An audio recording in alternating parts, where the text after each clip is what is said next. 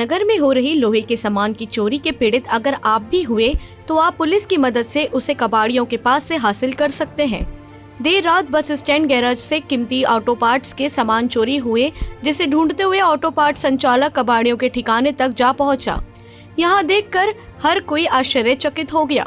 जब कबाड़ का माल लदे पिकअप वाहन से चोरी का माल निकाला गया और अपने चोरी हुए सामान को पहचान कर वापस मांगा, तो महिला कबाड़ियों ने उल्टे पुलिस में छेड़छाड़ करने की शिकायत की धमकी देकर जमकर हंगामा करने लगे। यही नहीं, इस बात का वीडियो बना रहे शख्स का मोबाइल भी पटक दिया। चोरी ऊपर से सीना चोरी को चरितार्थ करती इस घटना के बाद तत्काल मौके पर पुलिस पहुंचकर चोरी का माल वापस दिलाया और शिकायतकर्ताओं को चोरी का नाम पहचान बताने कहा।